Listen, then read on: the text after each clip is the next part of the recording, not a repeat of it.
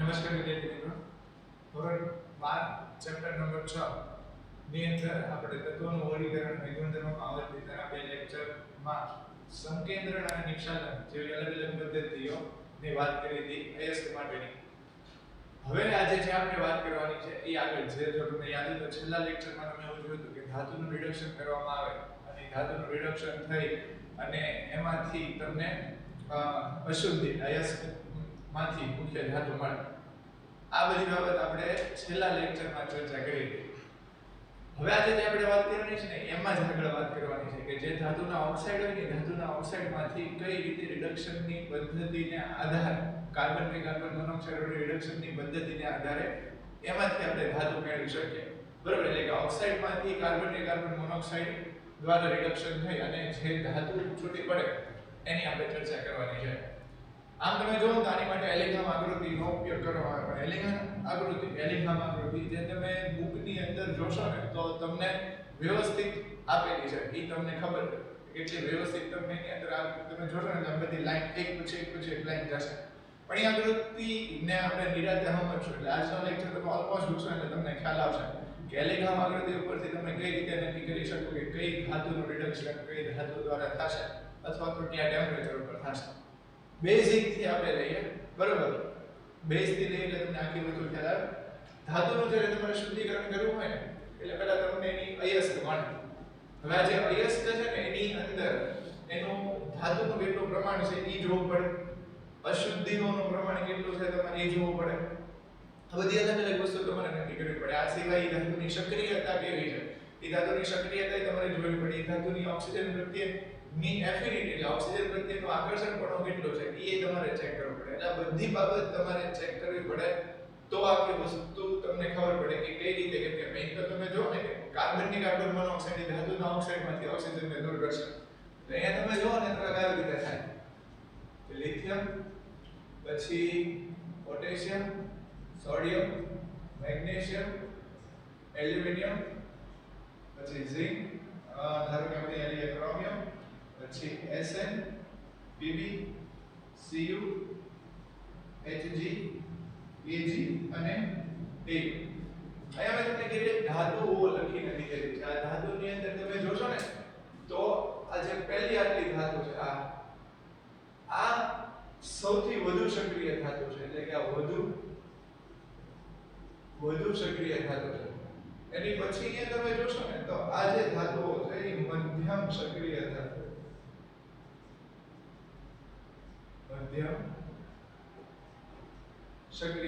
છે અને આ જે છે બરોબર એ કેવી છે તો કે ઓછી સક્રિય ધાતુ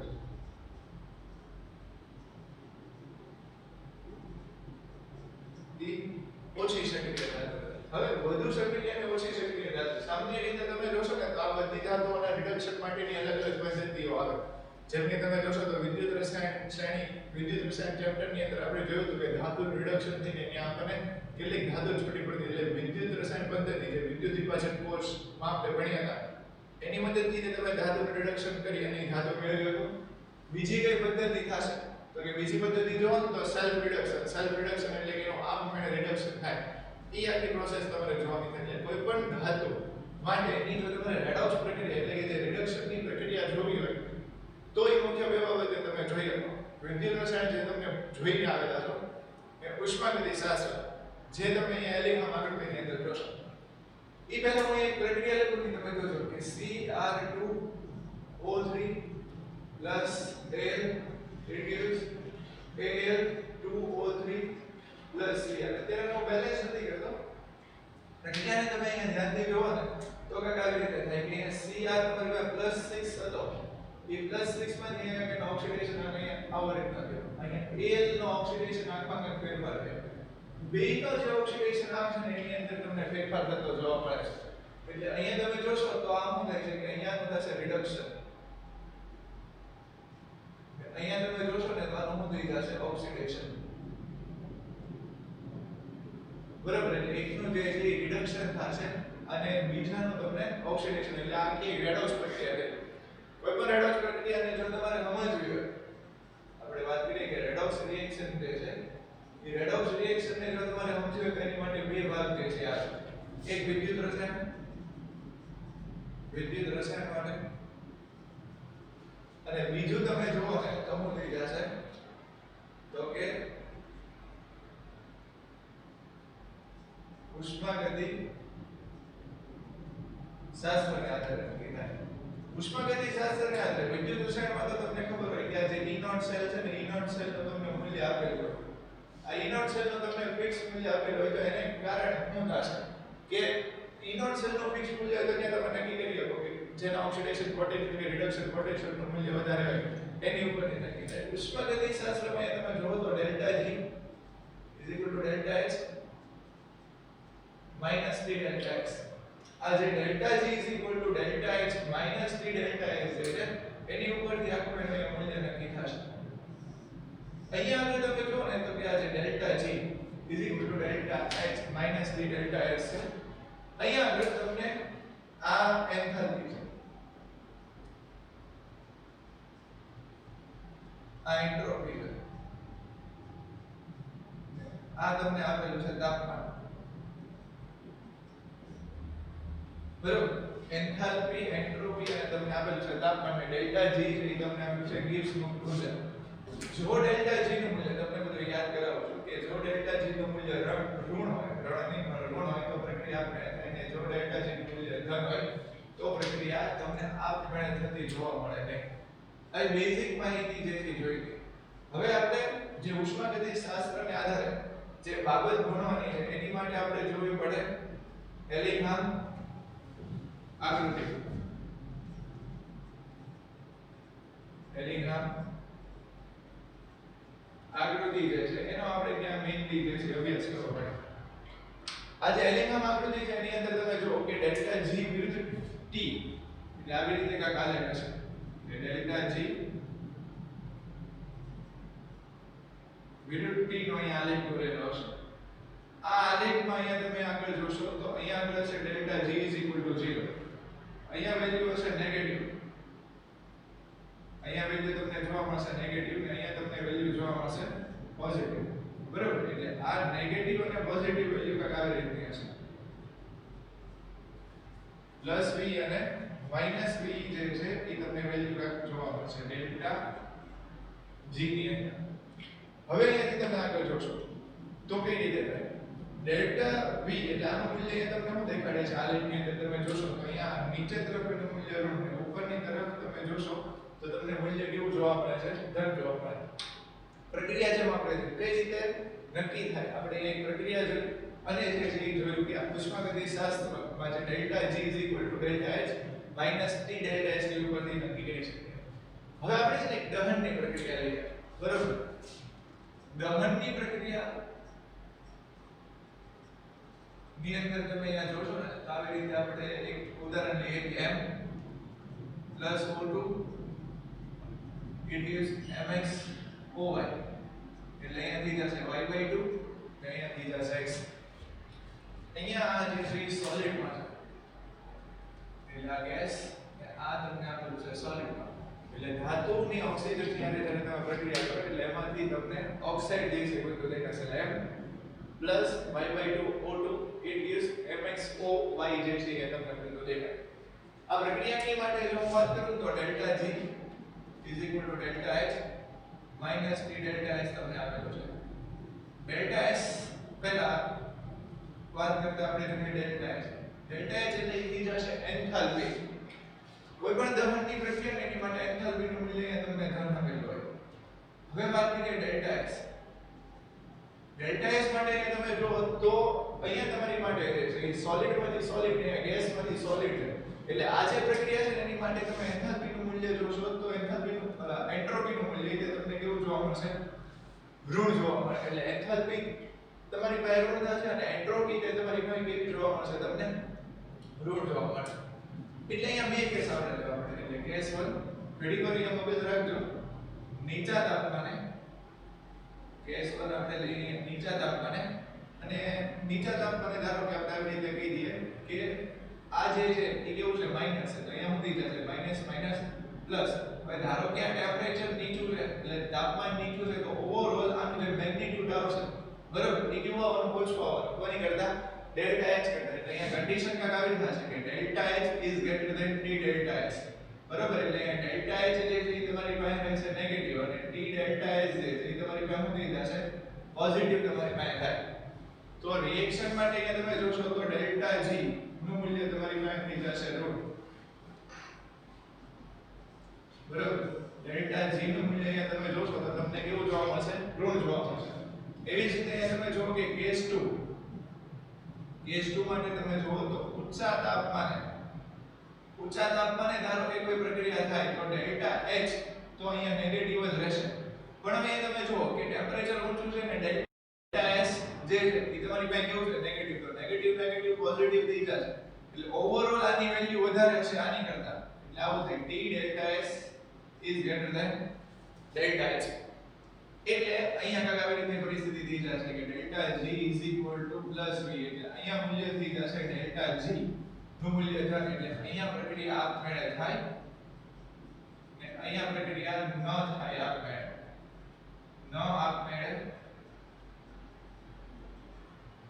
આપમેળે થાય અહીંયા જે તમને આલેખ આપેલો છે ને એ આલેખ માટે કાક આવી રીતે જો આની માટે જો આલેખ દોરું ને પહેલા તમે જુઓ કે delta G is equal to delta X minus T delta S આને તમે સરખાવો y is equal to mx plus c ની હારે જેને તમે સરખાવો તો તમને ખબર છે કે ડેલ્ટા H નું મૂલ્ય તો તમારી પાસે ઋણ છે એટલે આ થશે c m તમારો જે છે એ થઈ જશે એન્ટ્રોપી એટલે ઢાળનું મૂલ્ય તમને એન્ટ્રોપી દર્શાવશે અને x જે છે એ થઈ જશે ટેમ્પરેચર અને y જે થઈ જશે g એટલે અહીંયા તમે જે આલેખ આપતા દોર્યો ને ઓલી બાજુ એ આલેખ કેટલા આવી રીતનો જોવા મળશે કે ડેલ્ટા g વિરુદ્ધ ડેલ્ટા t નો જોવા મળશે અહીંયા ઉપરનો જે આ ભાગ હશે ત્યાં આગળ ડેલ્ટા g થઈ જશે 0 અહીંયા નીચેનો જે આ ભાગ હશે આટલો ભાગ ઈ ભાગ હશે ડેલ્ટા g માટે ઋણ અને અહીંયા જે છે ઉપરના ભાગમાં તમને જોવા મળશે ધન હવે અહીંયા તમે જો કે ડેલ્ટા G નું મૂલ્ય તમને કેવું આપેલું છે ઋણ આપેલું છે ડેલ્ટા G નું મૂલ્ય જો તમને ઋણ આપેલું હોય ને ડેલ્ટા G જે છે 0 થાય એટલે પરિસ્થિતિ કેવી રીતે થાય જોવાની માટે આલેખ અહીંયા તમને કહેવામાં માંગે છે ખાસ જો કે જ્યારે ડેલ્ટા G નું મૂલ્ય ઋણ હશે ત્યારે આ પ્રક્રિયા આપમેળે થશે ત્યારે આ પ્રક્રિયા કેવી થશે આપમેળે થશે પણ જ્યારે ડેલ્ટા G નું મૂલ્ય ધન થઈ જશે ત્યારે આ જે ઓક્સાઇડ છે ને ઓક્સાઇડનું વિઘટન થશે અને પ્રક્રિયા આપમેળે થશે આટલો કોન્સેપ્ટ અહીંયા સુધીનો તમને ખ્યાલ આવ્યો હોય તો ખાસ અને પકડી રાખો નો ખ્યાલ આવ્યો તો એની અંદર કોઈ રોકેટ સાયન્સ વાળી વાત નથી આ બધી વસ્તુ તમે થર્મોડાયનેમિક્સ ની અંદર ભણીને આવેલા છો અને ઈ તેની અંદરની બહુ ઈઝી માહિતી છે અહીંયા તમે જુઓ ને તો સોલિડ ગેસ સોલિડ એટલે આના આપણે ફેઝ ચેન્જ નહોતા કર્યા એટલે કે એની અવસ્થામાં કોઈ ફેરફાર કર્યો ન હતો એટલે અવસ્થામાં ફેરફાર એટલે ધારો કે આ ધાતુ જે છે ને ધાતુને હું લિક્વિડમાં લીધો અને ધાતુને હું ગેસમાં લીધો આ ગેસ અને સોલિડ રાખું તો કઈ રીતે તમને ફેરફાર થતો જોવા મળે એની આપણે ચર્ચા કરી પણ એ પહેલા તમે ખાસ શું આ બાજુમાં આપણે એક ભાગ પડેલા છે કે વધુ સક્રિય મધ્યમ સક્રિય અને ઓછા સક્રિય તો આજે આખો એલિગમ આલેખ છે તો એલિગમ આકૃતિની જો આપણે ચર્ચા કરીએ જેની અંદર તમે જોશો ને તો લિથિયમ થી એલ્યુમિનિયમ આવી જે વધુ સક્રિય ધાતુ છે ને એ વધુ સક્રિય ધાતુ ક્યાં જોવા મળશે આલેખમાં નીચેની તરફ જોવા મળે બરાબર એટલે ખાસ અહીંયા અલગ લાઈનથી તમને જે દર્શાવશે કે આ લિથિયમ આ જે વધુ સક્રિય ધાતુ જે છે ને એ કાક આવી રીતે છે આ જે ડોટ લાઈન થી જે હું તમને દર્શાવું એ વધુ સક્રિય ધાતુ છે બરાબર આને જે છે આપણે નંબર દઈએ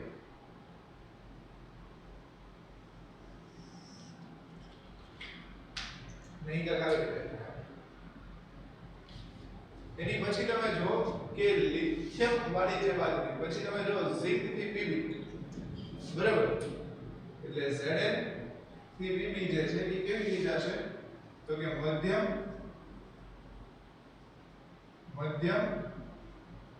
સક્રિય ધાતુ એ મધ્યમ સક્રિય ધાતુ જે છે ને એ તમે જોશો તો આલેખમાં તમને ક્યાં જોવા મળશે આલેખમાં મધ્યમાં જોવા મળે જેને હું કંઈક દર્શાવું ને તો એ રેડ કલરની માર્ક કરી દર્શાવે એટલે અહીંયા આગળ કાંઈક જે છે મધ્યમાં મને આમ જોવા મળે જ્યારે ખૂબ ઓછી સક્રિય ધાતુ હશે, ખૂબ ઓછી સક્રિય ધાતુ એટલે Cu થી Au, Cu થી Au જેવી જે ખૂબ ઓછી સક્રિય ધાતુ હશે, ઓછી સક્રિય ધાતુ, એ ઓછી સક્રિય ધાતુ તમને ક્યાં જોવા મળશે તો કે આલેખમાં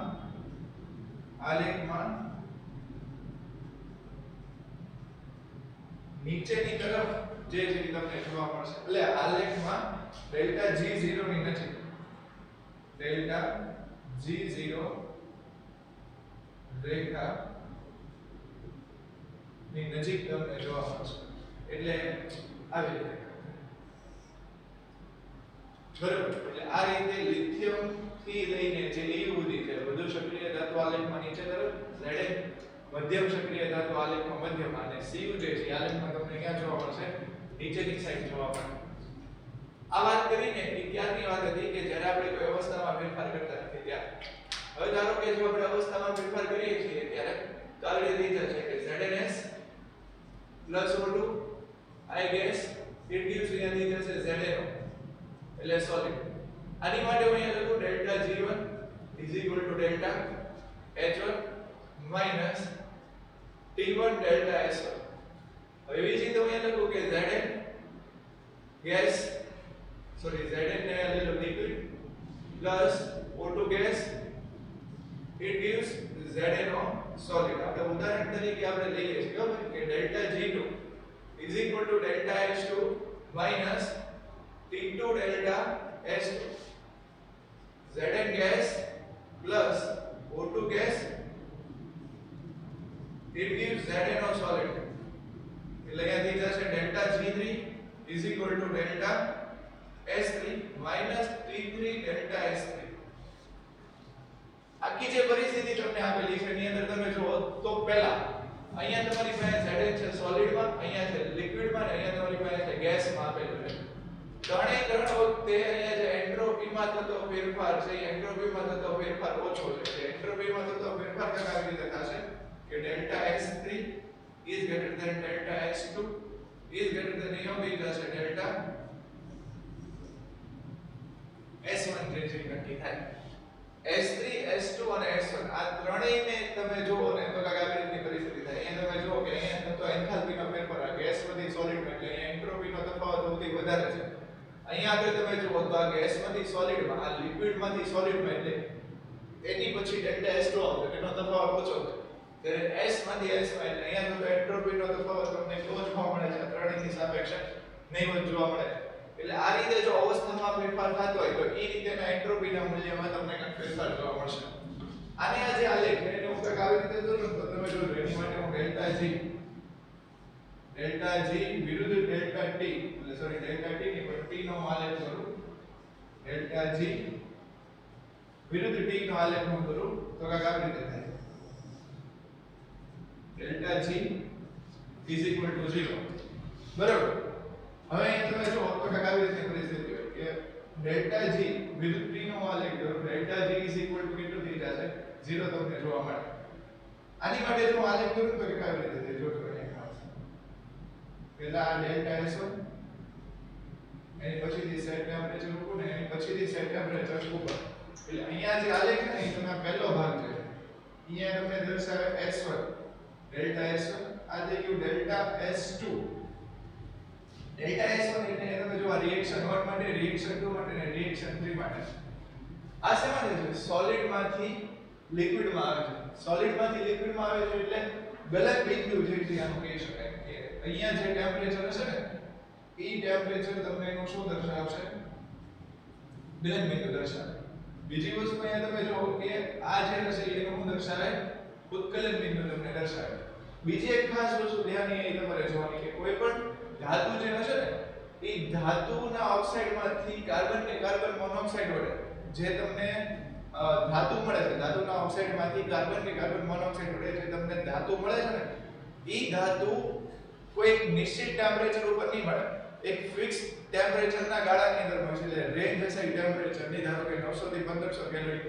વચ્ચે જે છે એ આયન ઓક્સાઇડમાંથી આયન રિડક્શન થાય. એવી જ રીતે તમે જુઓ તો 500 થી 600 કેલ્વિન વચ્ચે ઝિંક ઓક્સાઇડ કોપર ઓક્સાઇડમાંથી જે છે ઈ કોપરનું ડિસ્કશન થાય એટલે કોઈ એક્ઝેક્ટ ટેમ્પરેચર તમને નહીં આપેલું જેમ તમે જો કે E નોટ સેલ ની અંદર જ્યારે આપણે રિડક્શન નું મૂલ્ય નક્કી કરીએ તો એનું મૂલ્ય ફિક્સ હોય કે E સેલ નું મૂલ્ય આવી રીતે ફિક્સ થાય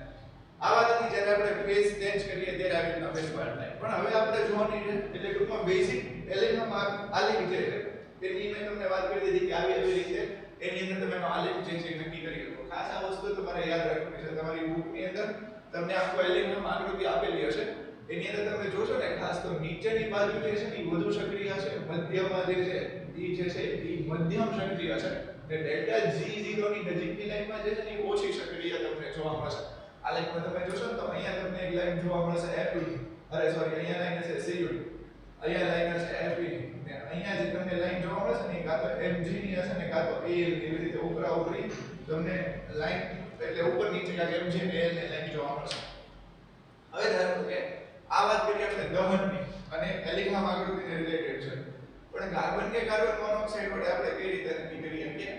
કે કોઈ ધાતુના ઓક્સાઇડ રિડક્શન કઈ રીતે થશે કાર્બન માટે તમે જુઓ ને તો આવી રીતે થશે કે carbon 1/2O2 gas it gives CO આવી રીતની આખી પ્રક્રિયા થાય પહેલા કાર્બનમાંથી જ્યારે કાર્બન મોનોક્સાઇડ બને ત્યારે આજે કાર્બનમાંથી કાર્બન મોનોક્સાઇડ બને એની માટે હું લખું કે delta G delta H T delta S એટલે delta G delta H T delta S તો આની માટે પહેલા તો દહનની પ્રક્રિયા છે તો દહનની પ્રક્રિયા માટે ડેલ્ટા H હંમેશા તમને કેવું જોવા મળશે ઋણ જોવા મળે એટલે ડેલ્ટા H નું મૂલ્ય કેવું આવશે ઋણ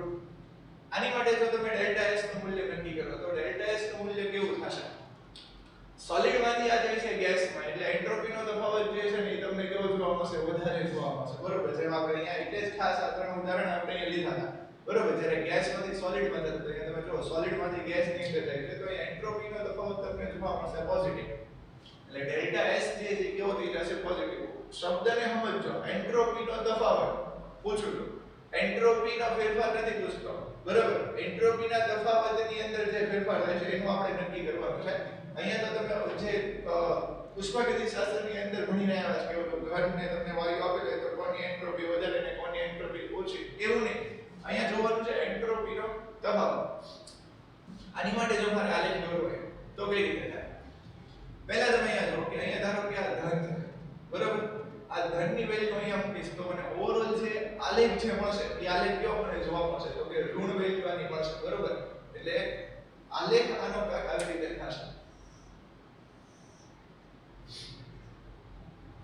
કે અહીંયા થઈ ગયું ડેલ્ટા G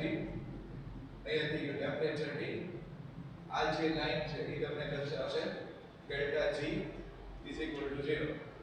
જે આલેખ તમે કાર્બન થી કાર્બન મોનોક્સાઇડ વાળી લાઈનનો જોશો ને તમને કંઈક આવી રીતના જોવા મળશે કે ઈ તમને શું થાય છે તો કે પોઝિટિવ થી જે છે ઈ એન્ટ્રોપી તમારી કેવી થાય છે નેગેટિવ તરફ જે જાય બરાબર વધારે થી ઓછી જે છે તમારે એન્ટ્રોપી થાય છે અહીંયા થઈ ગયો કાર્બન થી એટલે આની જે આલેખ તમને ખબર પડે ને ઓલો ઢાળ y = c માટે અહીંયા c ઓનો લાઈન જેવો હવે જો આ બાજુ આવો પાછા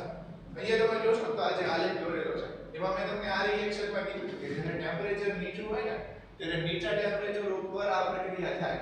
હવે ધારો કે ટેમ્પરેચર ઊંચું થયું તો આ પ્રક્રિયા કેમ શક્ય નથી અહીંયા તમે જો કે ધીમે ધીમે આને હું ભૂલી જાઉં આ ધારો કે કોઈ ધાતુ એમ છે જે આપણે અહીંયા ઉપરની સાઈડ લીધેલી છે એ ધાતુ એમ છે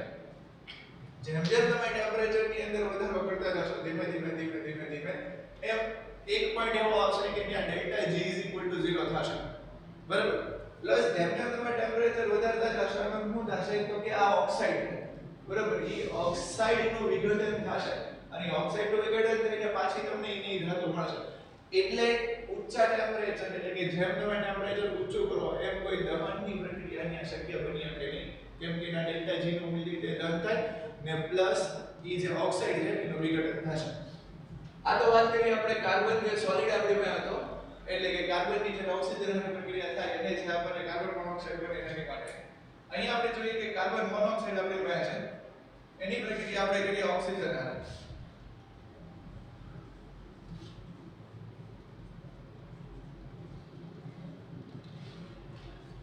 એની પ્રક્રિયા આપણે જો ઓક્સિજન હારે કરશું એટલે કાક આવી રીતે થશે કે delta G = delta H - T delta S દહનની પ્રક્રિયા છે તો દહનની પ્રક્રિયા માટે ડેલ્ટા H હંમેશા આપણને કેવો જોવા મળશે નેગેટિવ જોવા મળશે હવે એન્ટ્રોપી આપણે જોવાની છે એન્ટ્રોપી ને તમે જુઓ તો બધે ગેસ ગેસ ગેસ છે તો બધી બાજુ ગેસ છે તો એક સમય આપણે કરી હું કે 1 અને 1.5 બરાબર અહીંયા જો તમે 1 અને 1.5 1 અને 0.5 એટલે કેટલો થશે 1.5 ને 1 છે તો પ્રક્રિયક માઈનસ નિપજની એન્ટ્રોપી કરશો તો 0.5 મોલ માં તમને થતો ફેરફાર જોવા મળશે 0.5 મોલ નો ઘટાડો થાય એવું કહેવાય તો અહીંયા જે ડેલ્ટા S છે ને એનું મૂલ્ય તમારી પાસે આવશે નેગેટિવ અહીંયા આનું મૂલ્ય નેગેટિવ આવે એટલે આપણે એક પાસે બે કેસ જનરેટ થાય ઈ બે કેસ આવી રીતે હશે કે કેસ 1 નક્કી થશે કે જ્યારે કેસ 1 નક્કી થશે નીચા તાપમાને હવે ધારો કે જ્યારે ટેમ્પરેચર નીચું હોય ને ત્યારે પરિસ્થિતિ આવી રીતે થાય કે delta H is greater than T delta S આપણે વાત કરીને આવ્યા છે કે ડેલ્ટા H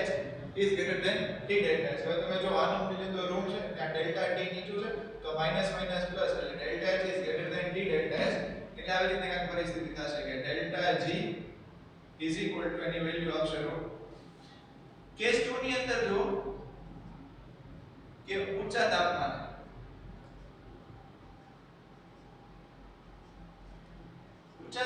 ડેલ્ટા G તમને કેવું જોવા મળશે પોઝિટિવ જોવા મળશે કેમ પોઝિટિવ જોવા મળે તમે જો અહીંયા છે ડેલ્ટા અહીંયા T delta S is greater than અહીંયા તમને શું થઈ જશે T delta S is greater than શું થઈ જશે અહીંયા ડેલ્ટા H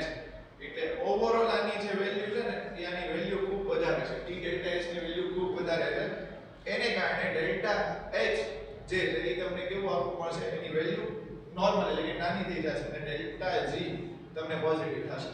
તો હવે જો તમારે આનો આલેખ દોરવો હોય જેમ આપણે કાર્બન વાળી લાઈનનો આલેખ દોર્યો એવી રીતે તમારે આનો આલેખ દોરવો હોય તો એ કઈ રીતે દોરી શકાય જોઈએ આપણે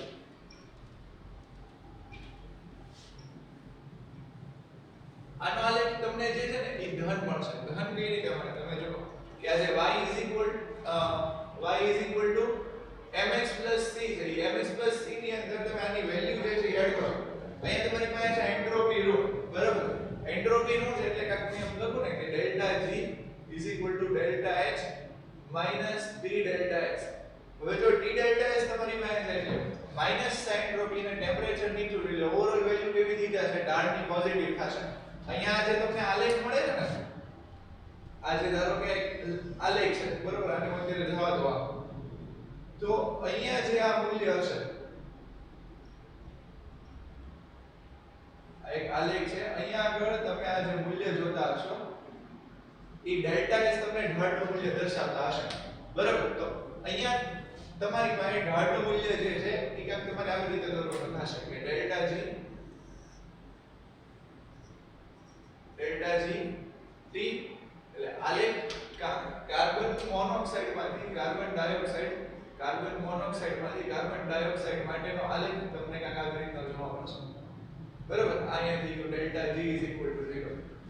જોતા જજો હમણાં તમે જે ઓલી ગુજરા વાળી આકૃતિ છે ને આખી તમારી ક્લિયર થઈ જશે એટલે એને પછી તમારે જોવી નહીં પડે ગમે એવી આકૃતિ કે ગમે એવો તમને ક્વેશ્ચન આવશે એલિગમ ઉપરથી તમને ખબર પડી જશે જો આને તમે નિરાતે જોઈને સમજતા હશો તો આની અંદર એક કઈ નો ખ્યાલ આવે કે કેમ નો ધોરણ હમણાં 5 મિનિટ રહીને હું વસ્તુ લઈ જ એ વસ્તુ યાદ રાખી લેવાની એટલે તમને એલિગમ આકૃતિ આખી જે છે ખબર પડી એટલે બીજું કોઈ જ નથી કઈ માથાકૂટ નહીં થાય કાર્બન માંથી કાર્બન મોનોક્સાઇડ માંથી કાર્બન ડાયોક્સાઇડ એટલે એવું કીધું એટલે ફટાફટ વિડિયો આગળ કરીને જોવાનો મળતા હવે C solid plus O2 gas એમાંથી આ બનશે CO2 ગેસ બરાબર C સોલિડ માંથી એટલે તમે જોશો ને તો એન્ટ્રોપી તો પહેલા એન્થાલ્પી ની વાત કરીએ તો એ તો આપણી પાસે આવશે નેગેટિવ એન્ટ્રોપી જે છે ને એ લગભગ 0 ની નજીક હશે એટલે અહીંયા જે એન્ટ્રોપી નો થતો ફેરફાર છે ને એ ખૂબ નહીવત હશે હવે ધારો કે તમે ઢાળની અંદર કિંમત મૂકો y = mx c ની અંદર એન્ટ્રોપી નો થતો ફેરફાર નહીવત છે તો જે આનો આલેખ જોવા મળે ને તમારી પાસે એનો આલેખ ત્રાસોમાં જોવા મળે કાંઈક આવી રીતનો જોવા મળે અહીંયા ડેલ્ટા G અહીંયા T આ ડેલ્ટા G = 0 આ જે લાઈન છે એ લાઈન કોની થઈ જશે તો કે C થી CO2 આ ત્રણ આલેખ આપણને મળ્યા આ ત્રણ આલેખ ઉપરથી આખો આપણો એલિંગહામ આલેખ જે છે એ એલિંગહામ આલેખ ઉપરની આપણે સમજી હતી કેમ કે જે ધાતુના ઓક્સાઇડ છે ને એ ધાતુના ઓક્સાઇડમાં આપણે કાર્બન મોનોક્સાઇડ વડે રિડક્શન કરવાનું છે ખાસ એ વસ્તુ જો અહીંયા જે હવે આલેખ જો તો ખાસ હવે ધ્યાન રાખજો જો અત્યાર સુધીની જે મેં રામાયણની કથા જે તમે કહેતા હો એ કરી એમાં નોંધ લેજો આ ત્રણ અલગ અલગ આલેખ મને જે મળ્યા એ ત્રણ અલગ અલગ આલેખને હું ભેગા કરીને કંઈક આવી રીતે દોરી નાખું તો આલેખ જે છે તમે જોશો ને તો અહીંયા હું પેલા લાલ ખતરાવાળી જે લાઈન છે એને હું દોરી નાખું કે આ ડેલ્ટા G = 0 અહીંયા આગળ તમે જોશો તો કંઈક આવી રીતે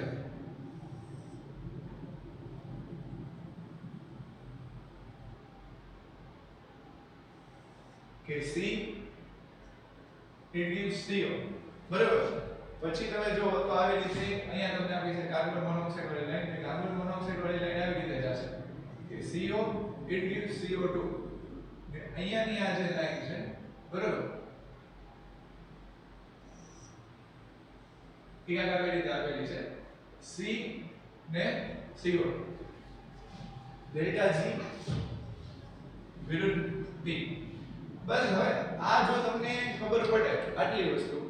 તો અહીંયા તમારા હાથમાં બધી વસ્તુ થઈ શકે તો તમને આખી જે એલિંગહામ આકૃતિ છે ખબર પડે આ મુખ્ય જે બે લાઈન છે ને એ બે લાઈન ઉપર જ તે તમારે આખી આકૃતિને સમજવાની છે અત્યાર સુધીની જે આપણે વાત કરી ને બેઝ માહિતી એટલે કરી કે તમને ખબર પડે કે આ ત્રણ લાઈન છે આમ તો બેઝ લાઈન ઉપયોગી થશે પણ આ ત્રણ લાઈન આવી કઈ રીતે અને એની ઉપરથી આપણે નક્કી કઈ રીતે કરી શકીએ હવે આ ધ્યાન રાખજો હું અહીંયા એક આ લાઈન છે ને દોરું આ જે લાઈન છે ને એ લાઈનમાં આ લાઈન કાર્બન મોનોક્સાઇડ કાર્બનથી કાર્બન મોનોક્સાઇડ વાળી લાઈનને અહીંયા આગળ અને કાર્બન મોનોક્સાઇડ થી કાર્બન ડાયોક્સાઇડ વાળી લાઈનને કંઈક અહીંયા આગળ ઈ પ્રતિછેદન એટલે કે છેદે છે ન્યા હવે તમને કાંઈક ટેમ્પરેચરનું મૂલ્ય જોવા મળશે બરાબર હવે અહીંયા જે તમને ટેમ્પરેચરનું મૂલ્ય જોવા મળે છે ને તમે ખાસ જુઓ કે ધારો કે હું તમને પહેલા આપણે વાત કરીએ આ કોઈ M ધાતુની લાઈન છે બરાબર એટલે કે M ધાતુની લાઈન પ્યોર બેઝમાં લખાવું છું બુકની અંદર તમે જોશો ને તો થોડી કન્ફ્યુઝન તમને અહીંયા ક્રિએટ થશે કેમ કે એની ટેકનિકલ ભાષામાં લખેલી છે ધાતુ M નું રિડક્શન જ્યારે કાર્બન વડે થાય ત્યારે એલિંગહામ આકૃતિમાં ઉપર દર્શાવ્યા મુજબ M ધાતુ જ્યાં કાર્બનની રેખાને છેદશે તે તાપમાન કરતા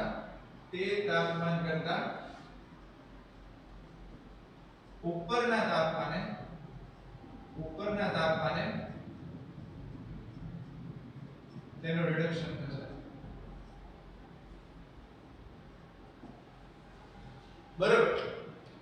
અહીંયા ધારો કે જે ટેમ્પરેચર છે ને એ ટેમ્પરેચર એવું આપણે માની લઈએ કે 1073 કેલ્વિન આપણી પાસે અહીંયા નીચે જે ટેમ્પરેચર છે ને કેટલું છે 1073 કેલ્વિન એમ તો અહીંયા લખવાનું 1073 કેલ્વિન જેટલું ટેમ્પરેચર મને જોવા મળે છે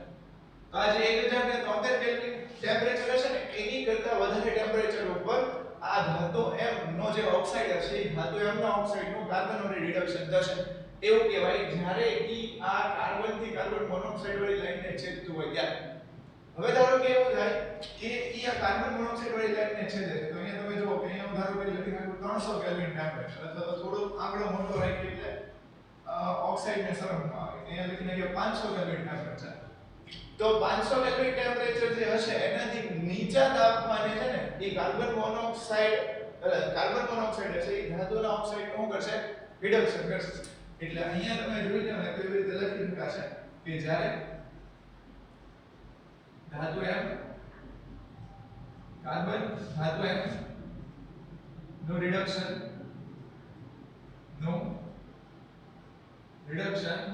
કાર્બન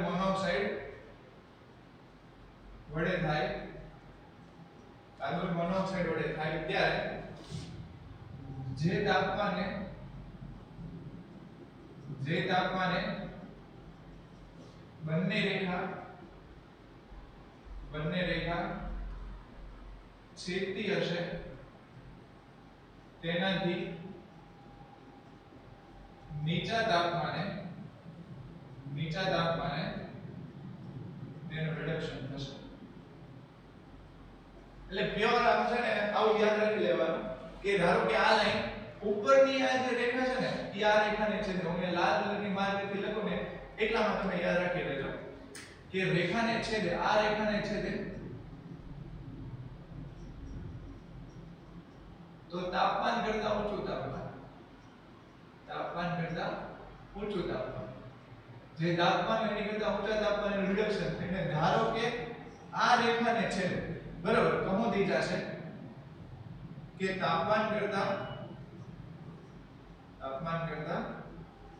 નીચું તાપમાન. આ તો વાત થઈ ગઈ ટેમ્પરેચર ની. હવે અહીંયા ધારો કે છે ને બીજી વસ્તુ તે આપણને ઉપયોગી થાય. તમને ખબર છે કે મેં તમને કીધું કે ડેલ્ટા G નું મૂલ્ય, આ જે ડેલ્ટા G નું મૂલ્ય છે ને એ આપણને નેગેટિવ મળે છે. તમે જુઓ તો મેં એવું કીધું કે આ જે M ધાતુ છે ને એ આયન ઓક્સાઇડ છે. આયન Fe2O3 અથવા તો FeO આયન ઓક્સાઇડ ની લાઈન છે. એ આયન ઓક્સાઇડ તમારે કાર્બન મોનોક્સાઇડ જે છે ને એ કાર્બન ની રેખા વડે, એટલે કે કાર્બન વડે મારે એનું રિડક્શન કરવું છે. આ બંને પ્રક્રિયા છે ને, બંને પ્રક્રિયા એટલે કે FeO માંથી Fe, આ જ્યારે FeO માંથી Fe અને કાર્બન માંથી કાર્બન મોનોક્સાઇડ આ થઈને આખી પ્રક્રિયા છે. એ પ્રક્રિયા માટે ક્યાંક ને ક્યાંક તમને ડેલ્ટા G નું મૂલ્ય જોવા મળશે. બરોબર, ફોર એક્ઝામ્પલ આપણે અહીંયા લઈ લઈએ +341 ઉદાહરણ તરીકે. ત્યાં delta G0 delta R0 delta R30 ત્યાં તમને જોવા મળશે -257. હવે આ જે બે પ્રક્રિયા છે અહીંયા મેં ખાલી તમને લખ્યું છે કે FeO માંથી Fe ને C માંથી CO. તો અહીંયા તમે જુઓ તો આ બે પ્રક્રિયાનો જ્યારે તમે કુલ સરવાળો કરો ડેલ્ટા G0 માટે, જો એનું મૂલ્ય ઋણ આવે તો પ્રક્રિયા આપમેળે થાય છે એવું કહેવાય. એટલે અહીંયા તમે ટેમ્પરેચરની હારે અહીંયા ડેલ્ટા G ના મૂલ્ય ઉપરથી નક્કી કરી શકો, પણ ડેલ્ટા G નું મૂલ્ય તમને ખબર હોવી જોઈએ, અથવા તો તમને જે ક્વેશ્ચન આપેલો એની અંદર આપેલો હશે તો એ રીતે તમે નક્કી કરી શકો. ઘણી વખત તમને MCQ ની અંદર એવું પૂછે કે આપેલ ઓક્સિડેશન માંથી બનતી ધાતુ અને કાર્બન માંથી કાર્બન મોનોક્સાઇડ બનતી ધાતુ, કાર્બન માંથી કાર્બન મોનોક્સાઇડ માટે ડેલ્ટા G ની વેલ્યુ ફલાણી છે, તો પ્રક્રિયા આપમેળે થશે કે નહીં, એટલે કે કાર્બન વડે એ ધાતુના ઓક્સાઇડનું રિડક્શન થશે કે નહીં. તેની માટે આ બેનો તમારે સરવાળો કરવાનો અને જો ઋણ મૂલ્ય આવે તો એ આપમેળે થાય એવું કહેવાય. એ તમને ખ્યાલ હશે. જો ન ખ્યાલ હોય તો આ વસ્તુ ધ્યાન રાખવાની. અહીંયા લખી નાખું કે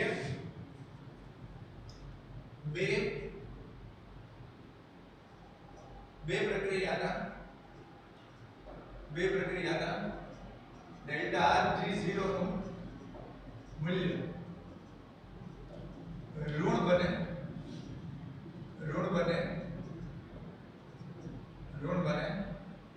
ત્યારે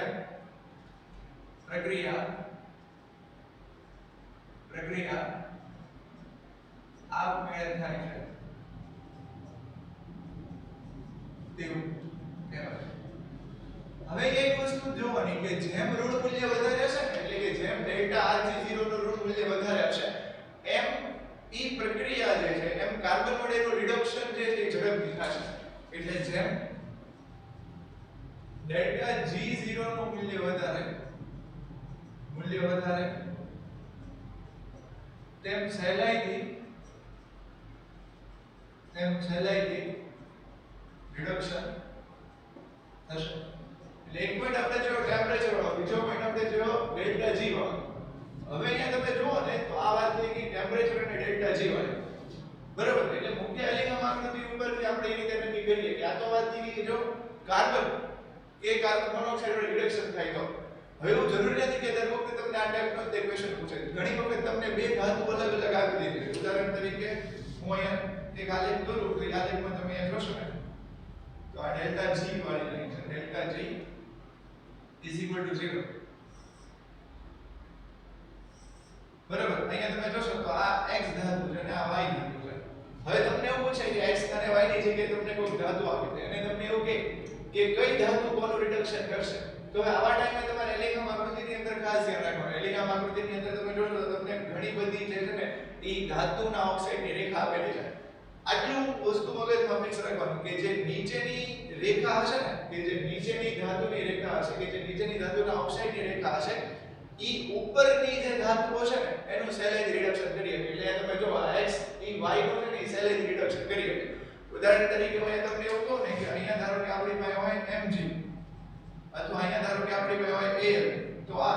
mg al નું સહેલાઈથી જે છે રિડક્શન કરીએ. અથવા તો આમ ફેરવી નાખો કે અહીંયા આપણને આપેલું હોય mg અને અહીંયા આપણને આપેલું હોય al, તો આ al mg નું સહેલાઈથી રિડક્શન કરીએ. ટૂંકમાં જે દેશી ભાષામાં કે જ્યારે તમને કાર્બન મોનોક્સાઇડ નથી આપતા ત્યારે જે ધાતુ છે ને ઈ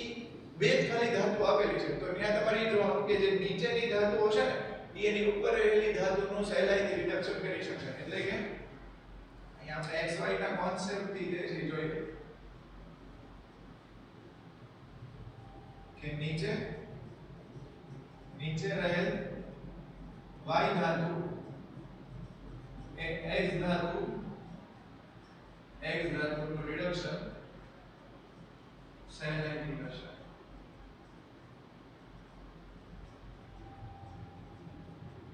આથી એલિંગહામ આકૃતિમાં આથી બનો લખાય આમ એલિંગહામ આકૃતિમાં નીચે રહેલ ધાતુ તેની ઉપર રહેલી ધાતુનું સહેલાઈથી રિડક્શન કરશે. એટલે આ વાત હતી આપણી એલિંગહામ આકૃતિની, જેમાં આપણે બધા પોઈન્ટ લીધા. ખાસ આ જે છે ને આ બે ની અંદર આપણે આખી એલિંગહામ આકૃતિ તમારે આવી જાય. ઓલી જે આખી બાબત હતી મેં તમને બેઝ કીધો કે કઈ રીતે કાર્બન ને કાર્બન મોનોક્સાઇડ ની દોરાણી ને કઈ રીતે આપણે એલિંગહામ આકૃતિ દોરાણી. જો એ વસ્તુ કઈ ખબર નથી પડતી તો આ બે પાર્ટ ની અંદર ખાલી એટલું યાદ રાખવાનું કે જે ધાતુ છે એ જો કાર્બન વાળી લાઈનને છેદે ત્યારે અહીંયા જે ટેમ્પરેચર હશે એની કરતા ઉપરના ટેમ્પરેચર ઉપર એનું જે છે રિડક્શન થાય. જ્યારે કાર્બન મોનોક્સાઇડ ની લાઈનને ધાતુ છે ત્યારે જે ટેમ્પરેચર એની કરતા નીચેના ટેમ્પરેચર એનું રિડક્શન થાય. હવે ધારો કે બે તમને ધાતુ આપેલી છે, તો બે ધાતુમાં શું થશે? નીચેની ધાતુ એ ઉપરની ધાતુનું સહેલાઈથી રિડક્શન કરી શકશે. અને જો બે જે અર્ધ પ્રક્રિયા છે એની માટે ડેલ્ટા G નું મૂલ્ય તમને ρ મળે તો એ પ્રક્રિયા જેમ ડેલ્ટા G નું મૂલ્ય ρ વધારે હશે એમ પ્રક્રિયા વધારે ઝડપથી અને સહેલાઈથી થશે. તો આ વાત હતી એલિંગહામ આકૃતિની. હવે આપણે જોશું કે કઈ રીતે જુદી જુદી ધાતુના ઓક્સાઇડમાંથી ઈ ધાતુ આપણે એલિંગહામ આકૃતિની મદદથી, જેમ કે તમે આયર્ન ઓક્સાઇડ ધોરણ 10 ની અંદર જોયેલા આવેલા છો કે વાદભઠ્ઠીમાં આયર્નનું નિષ્કર્ષણ, એમાં તમે જોયું હતું કે કઈ રીતે તમે પેલું CaCO3 એટલે કે ચૂનાના પથ્થરને રેતીયારે વાદભઠ્ઠીની અંદર મૂકો 3 તબક્કામાં રિડક્શન થાય. ઈ સિવાય એલિંગહામ આકૃતિ ઉપરથી આપણે નક્કી કરશું. તો આશા રાખીશ કે એલિંગહામ આકૃતિની અંદર તમને ખ્યાલ આવ્યો હશે. Thank you.